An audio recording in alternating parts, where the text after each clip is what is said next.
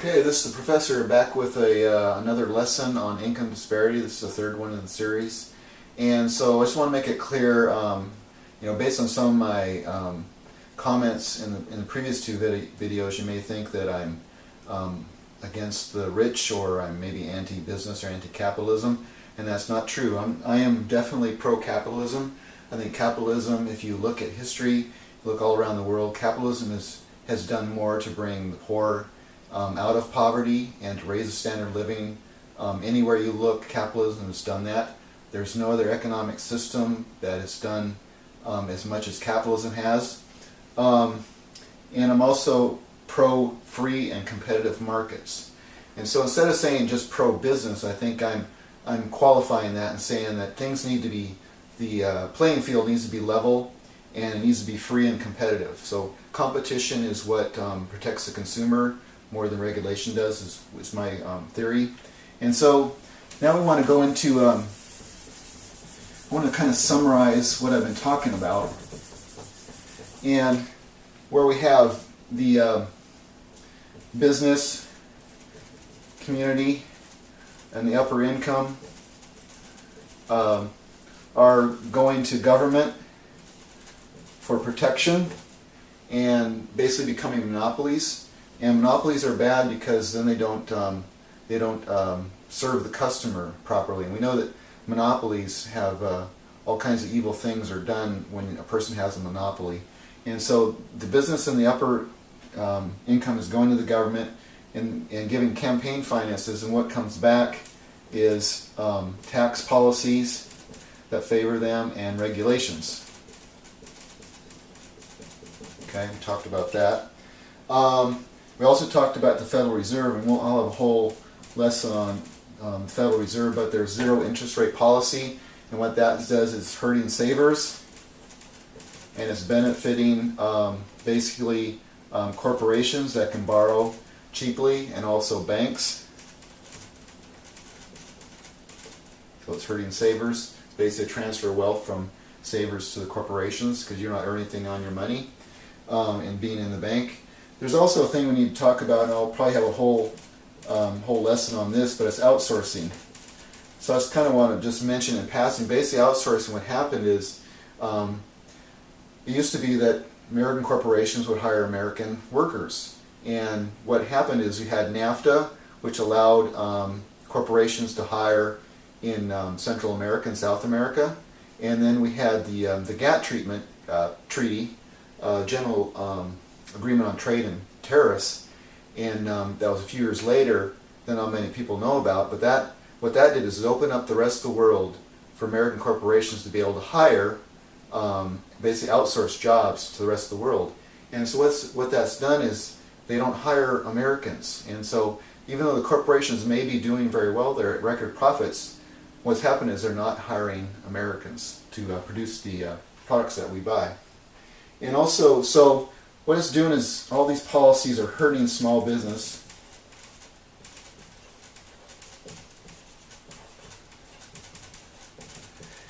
And that's why we have lost jobs. And also, so that's why our jobs are not coming back like they should be in a normal recession. And so what that is doing is it's pushing more people onto welfare and disability. These things are going up. And there's a lot of dysfunction in Congress that's going on. And so people see that there's these problems. And, what I say is that the Democrats and the Republicans, I think the majority of people, maybe not the leaders, but they see that there's a problem in the country and that things are not going well for the United States. But there's people that have solutions are different. Some don't have good solutions, and there's bad and good solutions. So that's what we want to talk about. Here's some of the solutions that I think need to occur to solve this problem. And I'm just going to touch them real quickly and have you think about them. And I might have some lessons, some talks about them individually, more in depth.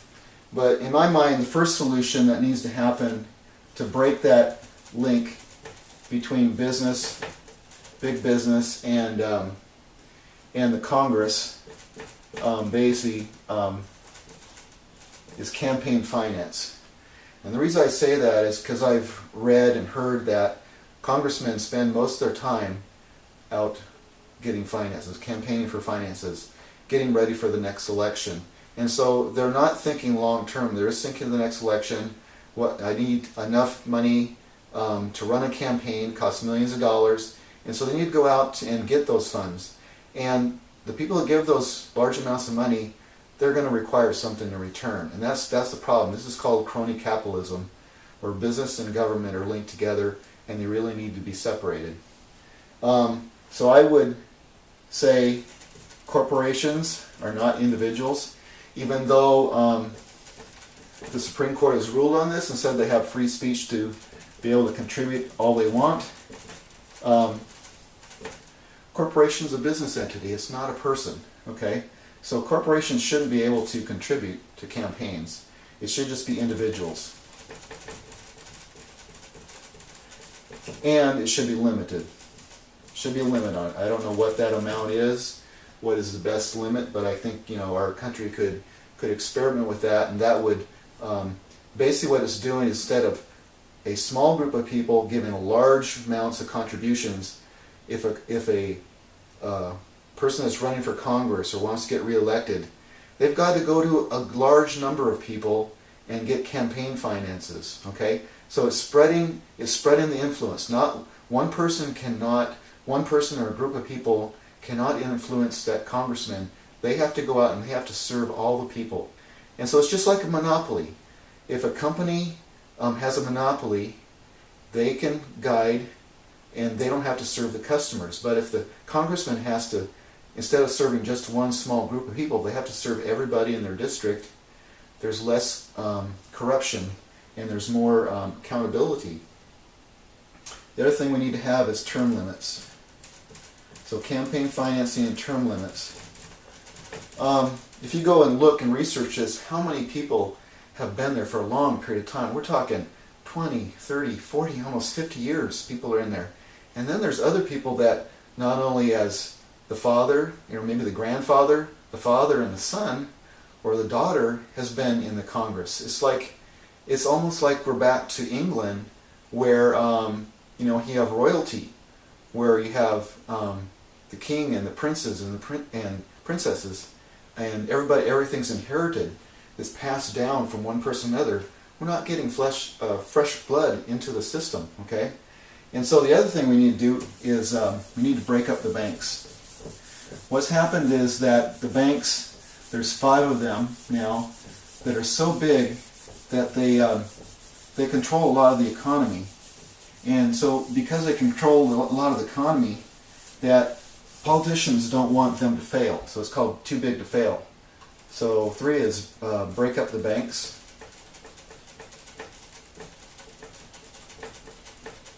Okay. Next one is taxes. So tax income the same.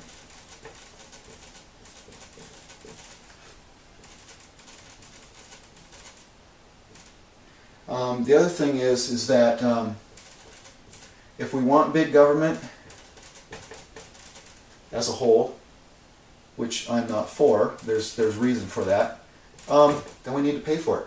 We need to stop having these deficits. And so if you want a big government, you just got to be willing to pay for it. And if the American people actually voted for that, then that'll be fine with me. So big government has got to equal big taxes.